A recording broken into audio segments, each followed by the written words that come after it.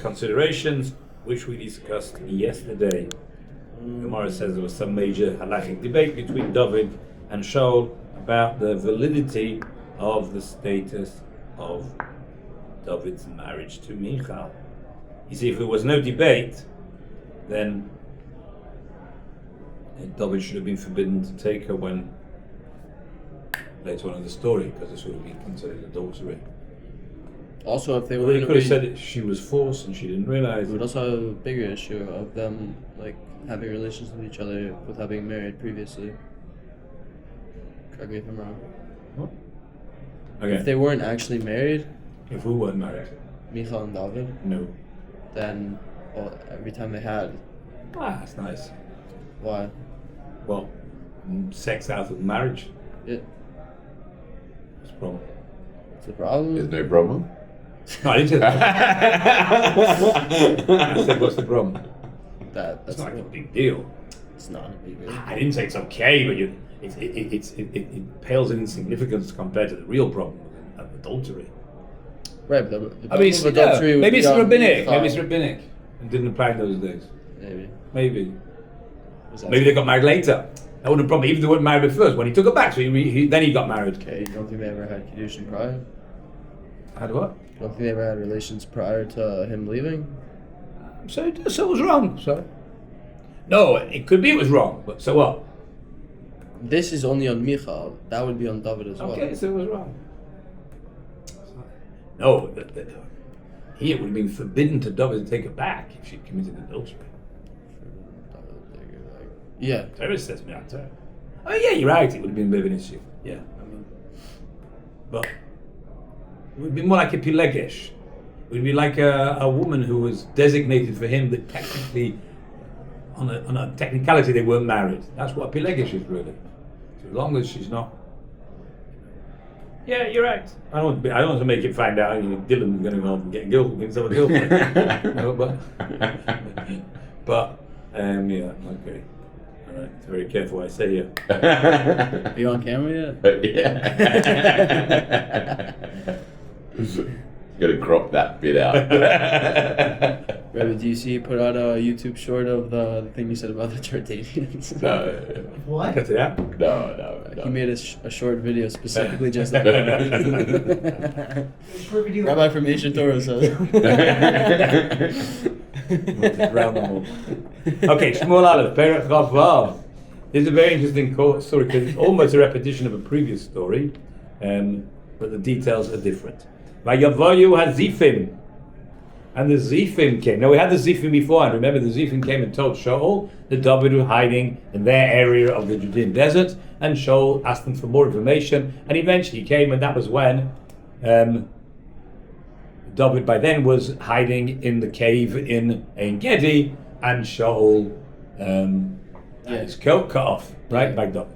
So a similar story happens again. Ayo hazifim, the same Zifim probably from Zif, the desert of Zif, and they came to Shaul Hagiv Osa, to the hill where Shaul lived. It was called Givas Shaul, Shaul's hill. Wonder why?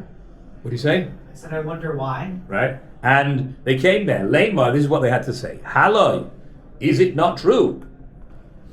David mistater, that David is hiding. Mistater, the root is from the word seter, samach Tov Reish. Okay? That's the root. Mistater, he's hiding himself. So it's reflexive, and that's why there's another Tov.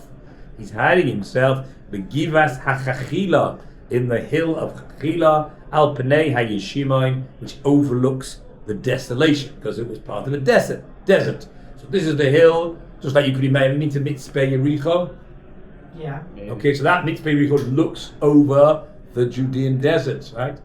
So this is the same thing. It was a hill itself. It wasn't itself part of the desert, but it overlooked the desert. Okay? French Hill. Right, exactly. French Hill also overlooks the desert. Correct. Okay? Now, if you go back to the story, So Shaul's going it out says the there same again. story. Yes, go back to the story. You see the same information. Same thing. It says. Where the Zif came. Here it is. on page 69. Vayalu zifim el Shaul hagivasa leimar halei David mistateri manu.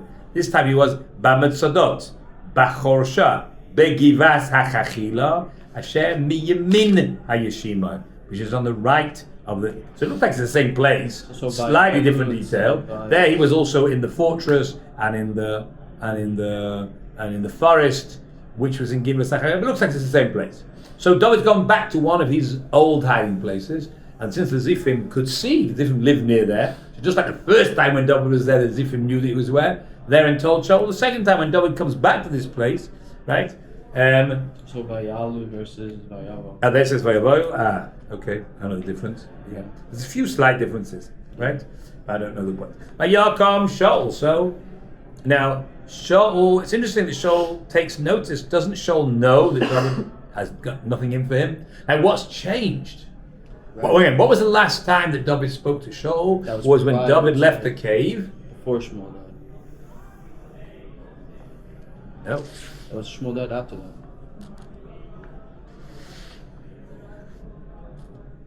Yeah, so that's why we said that's why David was concerned, remember? Right. Why did David concerned? Because Shmuel died and told everyone that he's going to be the next king. Right. Okay, so I hear. So could be that's why Shaul is not so happy with his original.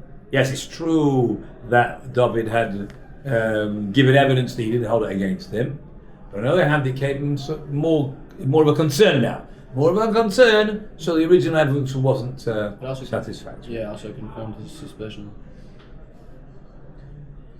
Well, he himself said to David, I know you're going to be king. Right. It could have been.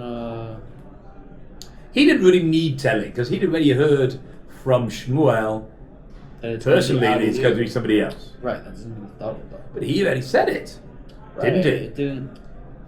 Could be. And it's interesting actually, Chazal say, how did he know? So we say he just put two and two together. We also heard that the Plishtim also. Gonna crop that bit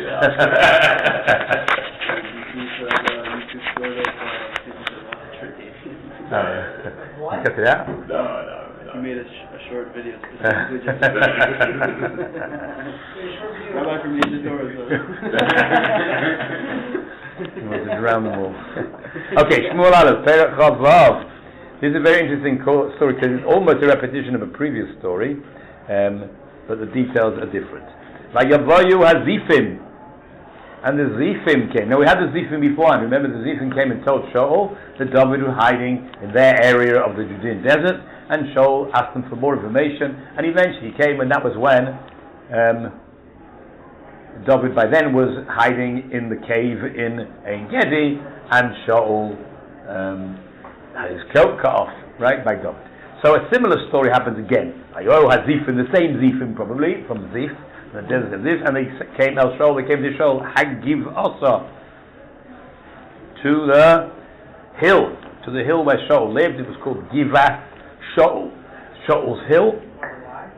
What do you say? I said, I wonder why. Right? And they came there. Lema, this is what they had to say. Haloi, is it not true? David mistater, that David is hiding. Mistater, the root is from the word seter.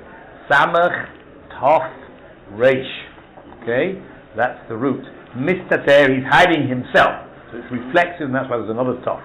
He's hiding himself. Begivat hachachila, in the hill of Chachila, al pnei hayeshimai, which overlooks the desolation, because it was part of a desert.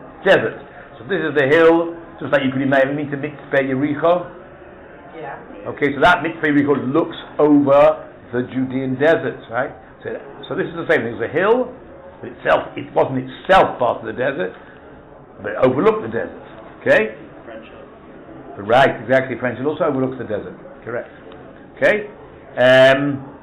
Now, if you go back to the story, it says the same story, yes. Go back to the story, you see the same information.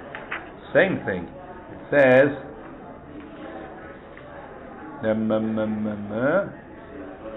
where the Ziv came. Here it is, on page 69. Vayalu Zifim El Shaul, Hagivasa, Leimar, Halei David Mistateri Manu. This time he was Bamitzadot, Bachorsha, Begivat HaChachila, Asher miyamin hayeshimai, which is on the right of the. So it looks like it's the same place, slightly different detail. There he was also in the fortress and in the forest, which was in Gibeah Sachar. But it looks like it's the same place. So David's gone back to one of his old hiding places, and since the Zifim could see, Zifim lived near there, so just like the first time when David was there, the Zifim knew that he was there and told Shaul. The second time when David comes back to this place, right? They says Vayavo. Okay, I know the difference. Yeah. There's a few slight differences, right? I don't know the point. Vayakom Shaul. So now Shaul. It's interesting that Shaul takes notice. Doesn't Shaul know that David has got nothing in for him? And what's changed? What was the last time that David spoke to Shaul? Was when David left the cave. No. Shmuel died after that.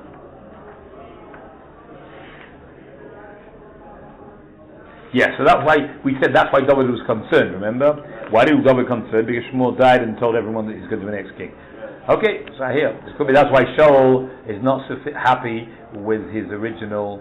Yes, it's true that David had given evidence that he didn't hold it against him. But on the other hand, it came more of a concern now. More of a concern, so the original evidence wasn't satisfactory. Well, he himself said to David, I know you're going to be king. Right? He didn't really need telling, because he'd already heard from Shmuel personally that it's going to be somebody else. Right. But he already said it, didn't he? And it's interesting actually, because I'll say, how did he know? So we said he just put two and two together. We also heard that the Plishtim also said that he was going to be king as well. They called him king. Yeah, it was a long time ago. Right. Yeah, but so what? I'm saying, so the word has spread in general. Spread to Shaul. Yeah. Word from who? Shaul doesn't. Did it get the question? No, but the word. What word got to Shaul that he didn't know already? That's how he knew back then. I'm saying. Okay, so what's new? What's now? What happened now? That's the question. Right. So I asked him why did he then know? I'm saying that's possibly how he knew then, but if that's the case, then what changed here? Since, like, who cares if Shmuel told everyone? Right, what does he care? But we said that David took notice of this. That David thinks that Shaul's going to react. So he does react. Right? Okay. It's however you learnt it there, it's the same idea. Also, for whatever reason David thinks that Shaul's going to react, he reacts. Also now, even more so, because now that Shmuel told everyone's like, in their mind, they're thinking David or Shaul. Now it's like the people are potentially going to make a decision on their own. Like he could possibly be worried about that as well. Okay, but I think the point I'm making is whatever David was concerned about, which would be the same point. Whatever it is, however you answer that, Shaul's just fitting into that, right? And he's coming after him. Okay, Vayakom Shaul. So Shaul got up. Vayered el midbar Zif, and he went down into the desert of Zif. Ve'ita, and with him, Shloishes alofim ish, 3,000 men, bechurei Yisrael, chosen from Israel. It's probably the same 3,000 that he had when he went to Ein Gedi. Also said he said there 3,000 chosen from Israel. He may have chosen them again, but it's the same number. The Vakesh is David, to seek out David, the Midbar Zif, in the desert of Zif. Okay. Vayichan Shaul. Vayichan means?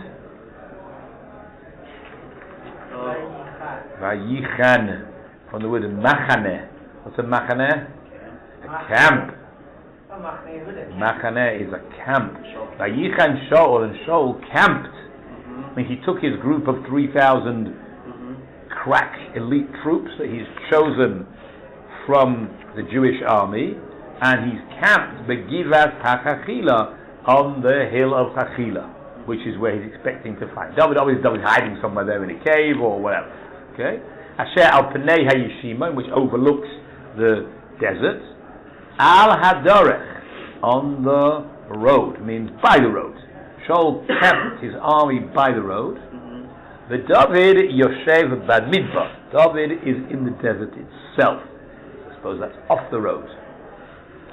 Vayar, and he saw. Who saw? David saw. Ki ba Shaul, the Shaul had come. Acharov, after him, means chasing him. Hamidbara, to the desert. So David realized that he thought that Shaul had given up, right? Because he'd convinced Shaul that he was, but he changed his mind. Or he, like we said, he was now. Shaul had now taken up on the chase again. There are those in the Medrash who suggest that Doeg managed to convince Shaul that the cut garment wasn't the proof. That it could actually be that it had been torn and David just picked it up. So, look, could be. It's a bit weak because it probably looked like it was cut as opposed to torn, right? But if you're looking to be paranoid, right, which I'm sure Shaul was, then that would be enough to make you be.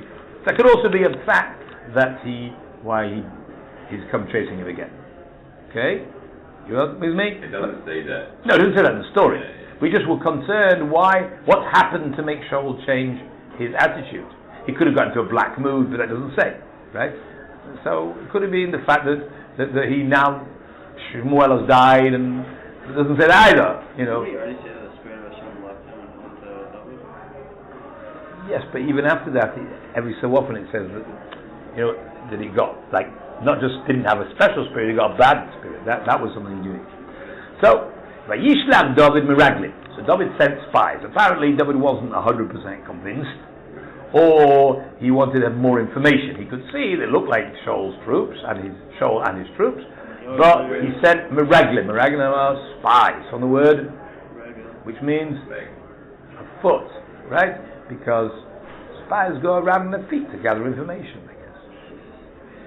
So there's different words for spies, right? There's one word, tor, which is when you see with your eyes, and there's lachpor, which means when you dig out information.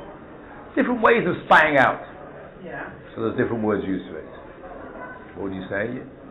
Regular, that logic of regular could be applied to basically anybody doing anything. No, something you have to go around on your feet to do, right? Correct. So football is called Gadol Regal, right?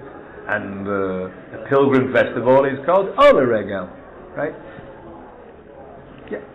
Vayeda, and he knew. Now he was come after he sent the spies, and they came back with their information. But it doesn't say that. Vayeda, he knew. Kibosh Shaul El Nachon. Nachon means correct. Means he was for sure that Shaul. He knew for sure that Shaul had come. He was correct that Shaul, in his assessment that Shaul had come. He knew for sure. Vayakam David. So David got up.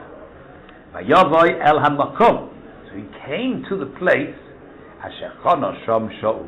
That Shaul was camping. Chana, Yichan, Machane. Obviously, he must have come very quietly at night time, because he's coming right to the camp where Shaul and his men were camped. Chana. No, not Chana is the name of a girl. It's from the word Chain, okay, which means gracious. Right, someone with grace is called Chana. That's the name Chana. This is Chana. That's Chana, and this is Chana with a comma. That's what the Patach is with a comma. This is a verb, and from the word Lachanot, which is like a Tachaneh. You go to Tachaneh Merkazit. What's a Tachaneh Merkazit? It means a central station, right? Station, a place where you stay, where you camp, temporarily. That is camping. This is camping. So it's the same as the second word. Page. Yes, that's a verb, and this is that, and he camped, and this is where he was camping. Asher Chan, present tense. Chana Sham Shaul. He came to the place. Vayar David es Hamakom, and he saw the exact place. He came close to the camp, and then he saw Asher Shochav Sham Shaul that Shaul was lying down. So presumably it means asleep. It doesn't say exactly, but lying down probably means asleep. So Shaul was asleep. Shochav, to lie down. So David noticed exactly where Shaul was, because that was important. The Avner ben Ner, and Avner the son of Ner, what was he? Shaul's commander. Right, Sar Tzeva'o, the minister of his army. So He was the war officer, the war minister, or the chief commander, whatever you want to call it. And what about him? What about him? Well, he was also lying down? Yeah. Well, it looks like, but it's not so clear because it says that Shochav Sham, Shaul, that Shaul was lying down, it says in the singular. The Avner Beneh, he was also there. He might have not been lying down, he might have just been right next to Shaul, standing bodyguard. That would make sense, right? The Shaul, Shochev, Shaul is lying b'ma'agal in a circle. Not his body's circular, but it's a circle of bodyguards around him. Or all his 3,000 men were sleeping in a big circle and he was in the middle. That way anyone wants to get to him has first of all got to pass the soldiers. Okay? So Shaul is sleeping in the circle. The Ha'am and the people, that means his 3,000 troops, Chonim, are camping, same word, Chonim in the present tense in the plural, Sevivotav, around him. So that's what it means. When it says he's in the circle, it doesn't mean he's round, he's in the middle of the circle. And where's Avner? It looks like the Avner is also in the middle of the circle, but he might not be asleep. Might not be. Makes sense he's not asleep. That's why it says so in the singular. Makes sense he is. Why? Everyone's asleep? Yeah, your story. No. Slowly. The story develops. He falls asleep later on. At the moment, Shaul's asleep and everyone's around him. It doesn't say the other people are asleep. It says V'am chonim. They're camped. So they're sitting, they're standing, they're on duty, right? Shaul's asleep. Obviously, he doesn't need 3,000 people to bodyguards, right? But it's Vayan David, and David Yan. So Vayan usually means to answer, but there's no question asked over here. So it just means he called out. Yeah. Vayomer el HaMelech, Hachiti. And we've had the name HaMelech, but he's already dead, right? He was the Kohen Gadol who gave David the bread like a maponim. So it's not him, it's somebody else. Chiti means he was a Hittite. Now that could either mean he was a real Hittite and still a Goy, or he was a Hittite convert, or he wasn't either of them. He just lived in an area of the country, right? Just like you're American or Canadian, right? You're not really. He's Australian, right? No, he's not. He lived in Australia, right? So this guy was a Hittite. Well, it could be that David had Hittites in his army, right? Okay. The El Avishai, to call to both of them. And who was Avishai? Remember his name because I haven't had him yet. Ben Tzeruya. He was Avishai, the son of Tzeruya. Who was Tzeruya? Achi Yoav. Now, Tzeruya wasn't the brother of Yoav. Tzeruya was a girl's name. Right? Tzeruya was Avishai's mother. Avishai was the brother of Yoav. So Avishai is known by his mother's name because she was famous. Right? Sometimes it happens like that. Right? When people have more yichus on their mother's side, you know, the Marsha. You're the Marsha? Right? He's named after his mother. His name was Reb Shlomo Idels. Idels means the son of Idel. Right? Idel. Idel was Marsha's mother. I mean, she's obviously less famous because she had a son who was so famous that she's like, but some say she gave up her life for him, and that's why he called himself after his mother. But ever, okay, but you get people who are known after his mother, and because his mother was David's sister, okay, Avishai's mother was David's sister, so that was why it was more aristocratic, or more, you know, what's the word? Nobility? Yeah, right. His mother's was from a noble family, from a royal family. So I suppose that's what his name. He was Avishai ben Tzeruya, and he was the brother of Yoav. That's interesting, but that you don't know who Yoav is, do you? Well, you do now because you've read the rest of Tanach. But up to this point in Tanach, I don't think Yoav's name has been mentioned. Right? So it doesn't really help you to know who he is unless you know who Yoav is. Right? So this supports my theory that the Tanakh was not written for people who didn't know the story. Because if you, as a kid, right, knew that we'd taught the Torah of Tanakh, so everyone knows Yoav is David's general. Not until this point, right? But correct. But the first time you don't ask questions like that because I'll tell you the answer because I'm your mother reading the story to you, right? But the author doesn't have to tell you that because she knows you know of these people, right? part of your nursery rhymes was Yoav and David and Moshe. Okay, maybe, I don't know, it's my idea. So, this bit, you may have not heard of Avishai, that sort of character you haven't remembered or so. Telling Yoav is much more famous. Okay? But Yoav, Avishai was there, and David called to these two men, to Achimelech Achiti, and to Avishai the son of Zeruiah. Lema, this is what he said. Mi yered iti, who will go down with me? So David, it could be David went close to the camp and then went back to his men. It doesn't say he went back, but it could be. He came with them all, I'm not sure. It doesn't look like. It looks like David got closer. I mean, he saw them at a distance. Then he sent spies. And then when they came back, they said exactly the Shaul, so he waited till it got dark. And they went close right up to them. And then when he saw where Shaul was, he went back to his men, and he said, who's going to come with me? So he only went to two of them, because those are the two people, one of the two he wanted. Either Achimelech Achiti or Avishai ben Zeruiah. Mi yerediti el Shaul, who will go with me to Shaul el machane, to the camp? Yoima Avishai said, Ani ered imach, I will go with you. So Avishai was the one of the two who volunteered. So that's the two. Achimelech Achiti, I don't think he appears anymore. We don't know who he is anymore. Vayavai David v'Avishai. So the two of them came, although it says it in the singular, Vayavai, but that makes sense because David was the leader.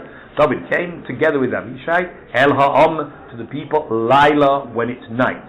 So it looks like the first part of the story, when he first came to see the camp from close, it wasn't yet night.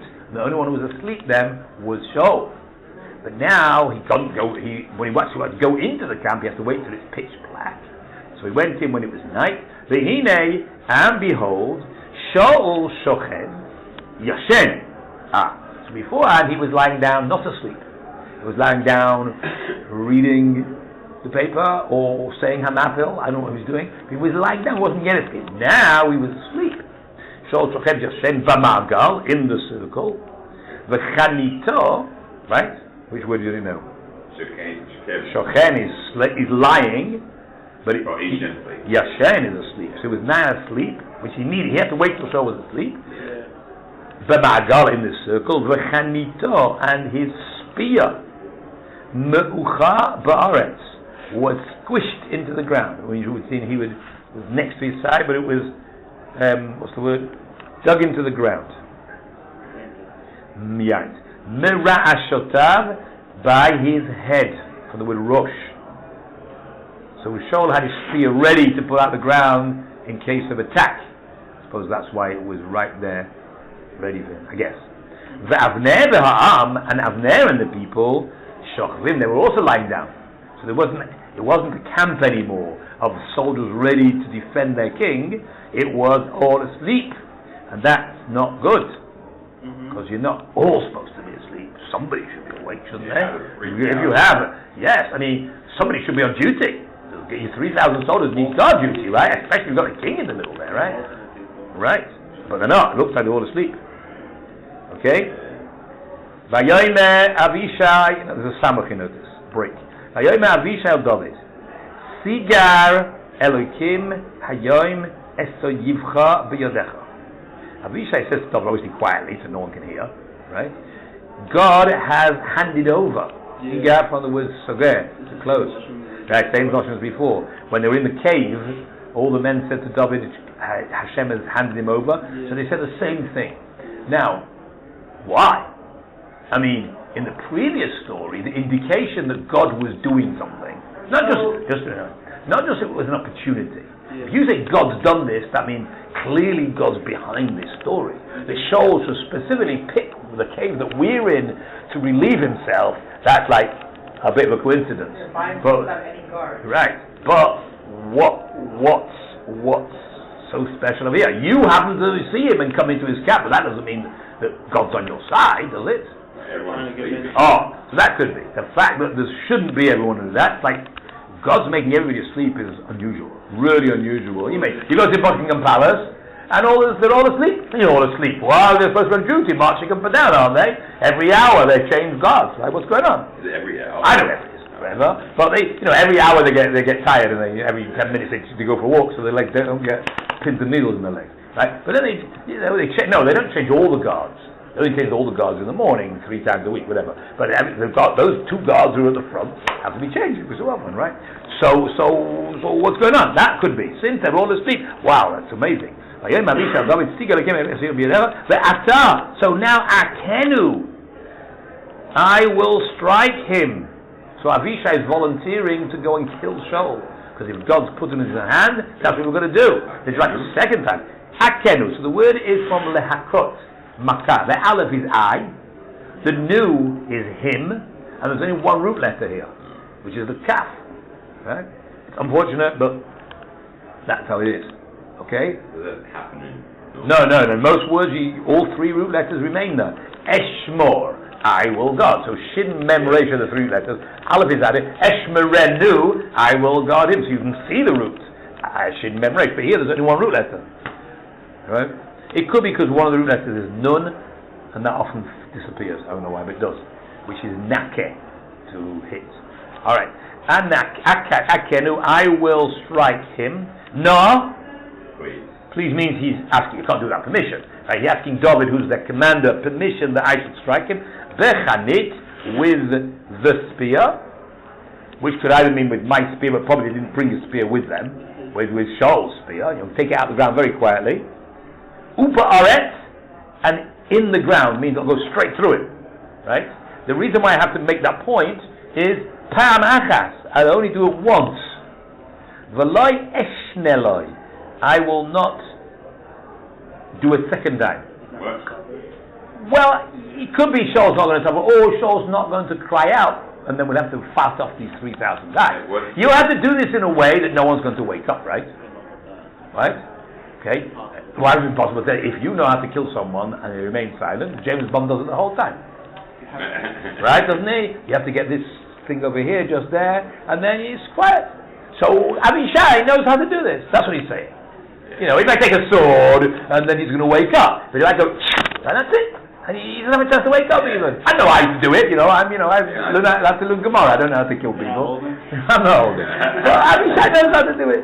I won't have to take a second chance, and nobody will wake up.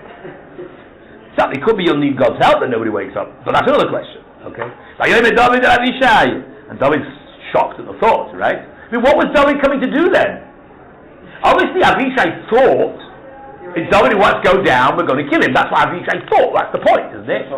No, really, tell me. We're going, hoping we'll have an opportunity, and seeing if God's on our side. And so we said, look, clearly God wants us to do this. David said, no. Also, they came twice. Like, he came, saw that they were there, and then he came when they were all asleep.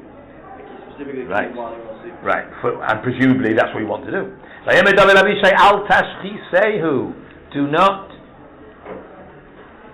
destroy him. Like you say, bal tashchis is when you waste something, you throw food away, something you could eat, food, or cut a tree down. The third says you mustn't waste it. Same word. Al tashchis, it really means like don't waste him. Ki mi shalach yadoi b'Mashiach Hashem, who will send out his hand b'Mashiach Hashem against the anointed one of God, v'nika, and be clean. You won't get away with it. God won't forgive you. Even if really you have justification because he's trying to kill us. But we have another way to give the message. Look, clearly he still thinks I've got it in for him, right? But I'm going to show him again. I still have the ability to show him. Leave a little love note. That's it. Let's see what he's going to do. David. So David, Chai Hashem, I swear by the life of God, as God lives. Ki im Hashem yigafenu, but im Hashem yigaf means God will be the one who will plague him. The word yigafenu is from the word magefa. What's a magefa? A plague. Okay, so it's the same word. Yigafenu, God will plague. God will do something to him. Doesn't need me. God will send him COVID, and he'll die. Or yoyma yavai, or his day will come, v'meis, and he'll die. He'll die of old age. So maybe soon his time's up. Or milchama, or in war, Yered, he will go down toward V'nispa and come to his end, like the word sof. Sof is the end. So V'nispa means his end will come. Yered, he will go down. So David's saying, God has lots of ways of solving my problem without having to kill him. without me having to kill him.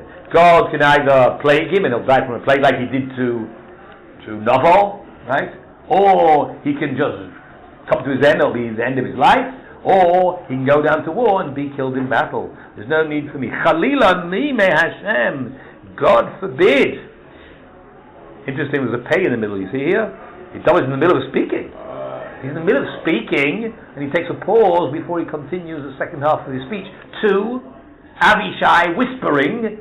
They're whispering this in the close proximity to Shaul, right? Giving a little bit about Torah. God forbid, Mishloach Yadi, that I should send my hand b'Mashiach Hashem against the anointed one of God. So what should we do instead? Well, we have to get the man. We've got to go and do something. You know, there's no point in cutting his garments off. We did that last time. It didn't prove anything. Yeah, he'll say, oh, you just found the garment in the desert because it got torn in the thorn bush. Right? You picked it up and you realized it's my garment. Okay? So I've got to do something which is more convincing. Right? So what am I going to do? V'ata.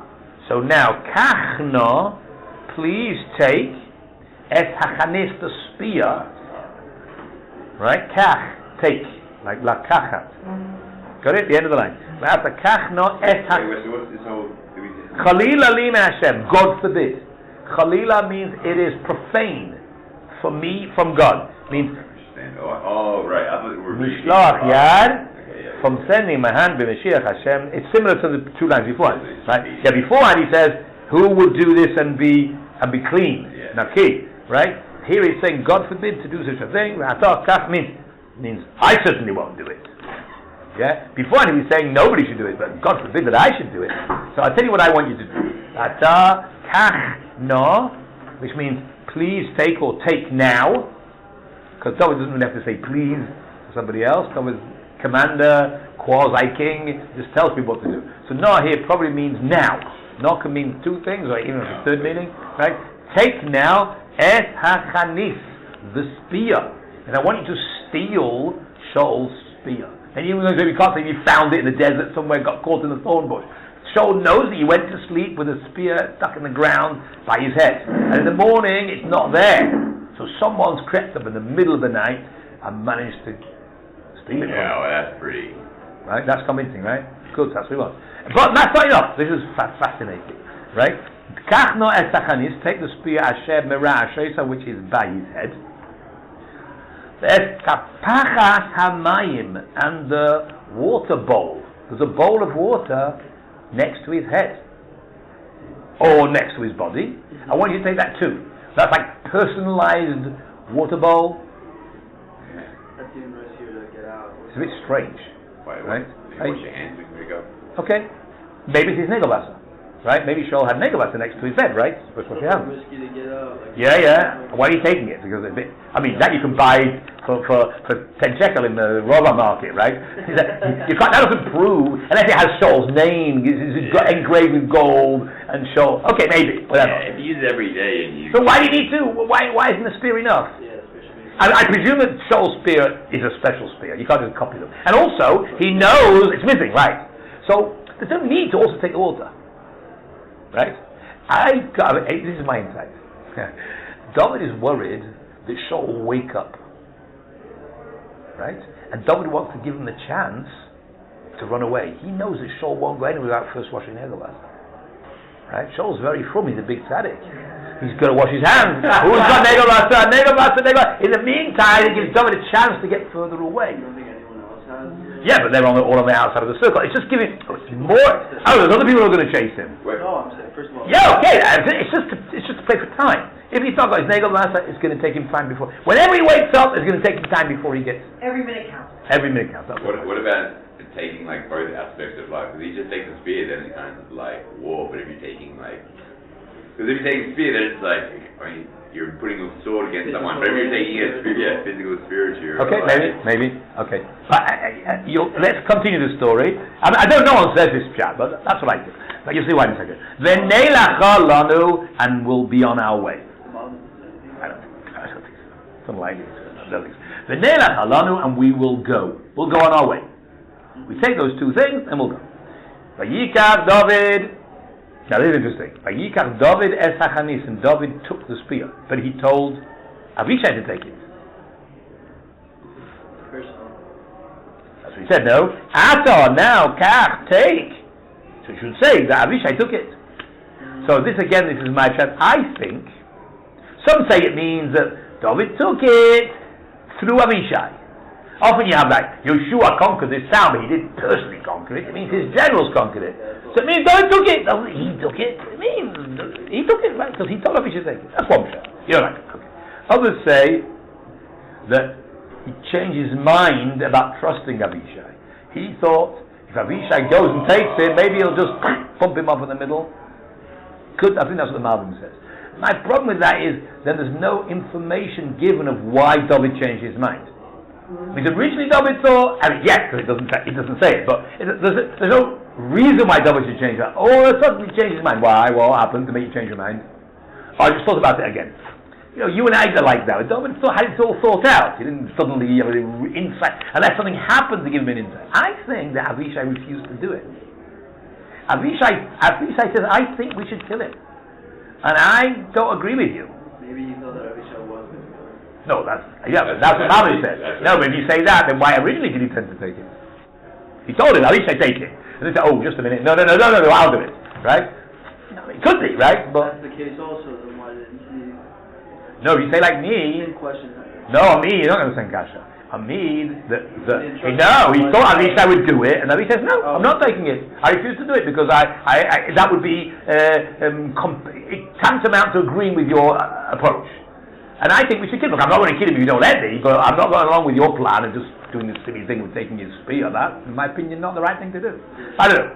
And David took the spear, and the water bowl, Meirash of Tei Shaul, from around the head of Shaul. Looks like both of them were the heads of Shaul.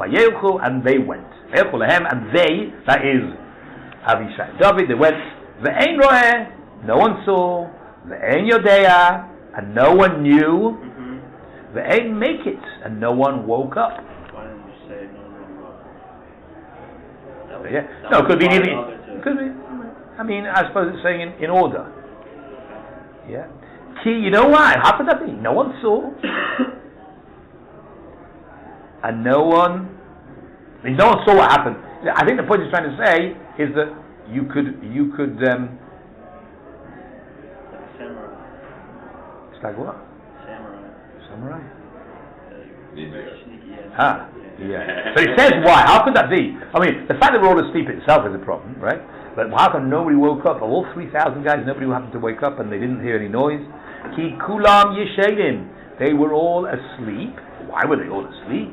Ki tardeimat Hashem nafra aleim. Because a sleepness, tardeimat is like a deep sleep. Where do we have the word tardeimat in Chumash? Yes, and Avraham Avinu by the bris bein absarim, the covenant between the pieces, says that he went into a deep sleep. The covenant between the pieces, when God said your descendants will be slaves for 400 years, bris bein absarim in Parshas Lech Lecha. Right? Right? There it says the same word. It says, here it is. Yes. And it happened as the sun was about to set, a deep sleep fell upon Abraham. What's a deep sleep? Taradema. Okay? Taradema. Deep sleep. Not a regular sleep, a deep sleep. I don't know. Okay? So that's a deep sleep. And they were also, but this was divinely inspired. That is Tadema for 7. It doesn't mean God to sleep. It means a deep sleep brought on by God was why they were miraculously all asleep, stayed asleep, no one heard a thing, no one saw or heard or knew anything. Okay? Nafla Aleim had fallen upon them. Vayavor David. And David passed. He went over to the other side. David now has to wake them up to the fact that he's got the spear, but he doesn't want to be so close. So he goes over to the other side, right? Vayavor, he went on to the other side. Ha'aver, Vayavor ha'aver, means the same thing. He went over to the other side. Vayamod, and he stood al Rosh Ha'ar, on the top of the mountain. Meirachok, at a distant Rav, at a large distance. Has to be close enough that you can hear him when he goes, right? Right? Nobody wants to speak. I wanted to give him a message. No, I'm saying like he has to be pretty far for them not to be able to. Right, good. Yeah. Okay. Where's the distance? Mei rachok. Rachok is distance, right? You do kiruv rechokim. You do kiruv on people who are distant. That's what I mean. Rachok is distance. So from a distance, Rav, much. So he stood on top of the mountain at a great distance. Hamakom beinem. Rav hamakom merechek. The place between them was great. It means the space between David and Shaul's men was a big distance. Vayikra David el ha'am. David called to the people. That is Shaul's men who were asleep. Ve'el Avner, and to Avner. Leimar. This is what they said. Well, that's what he said. It doesn't say he called out to Shaul. Correct. His message is not for Shaul. Halo ta'aneh Avner. Will you not answer, Avner? Ta'aneh. Like la'anot, to answer, we say, right? Avner, I've got a question I want you to answer. Vayan Avner, and Avner answered. Miyata.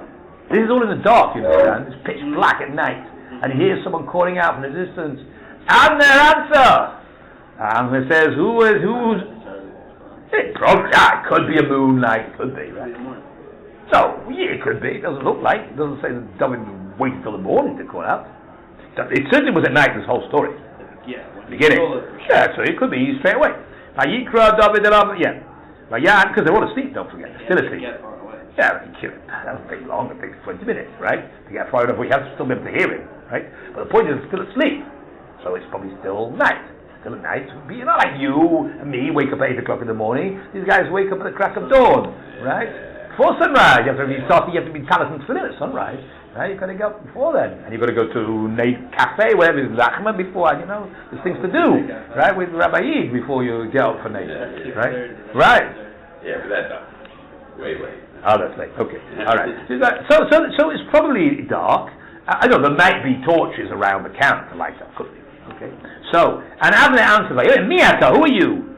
Karasa el HaMelech? You called to the king? Now, he didn't call to the king, did he? It says he called out to the people and to Avner. And he says, will you answer Avner? So, I heard that this means that since Avner is a Sarat Tzavah, it could be the normal thing to do if you want to call the king is to address him. You don't say, hi king, I want to speak to you. You don't do that. You go through the secretary or whatever. So, in an army camp, right, the secretary is the chief of staff. He's the one you go to. Right? Avner assumes if you want me, you'd call my secretary, which is, third in command, right? Or it could just be chutzpah, you woke up the king by doing this. It's true you're calling me, but don't you realize you're waking the king up in the middle of the night if you do this? Miyata Shaul HaMelech. It's a little bit stretched because that's not calling the king, it's waking the king. Okay. Alright. David said to Avner, Haloi, you with me? Miyataka. Wait. Oh, yeah. David said to Avner, Haloi Ishata. Behold, or isn't it true that you are a man? Now, yes, not as opposed to a woman. It means you're a superman. You've got a very special position. Not any old man, right?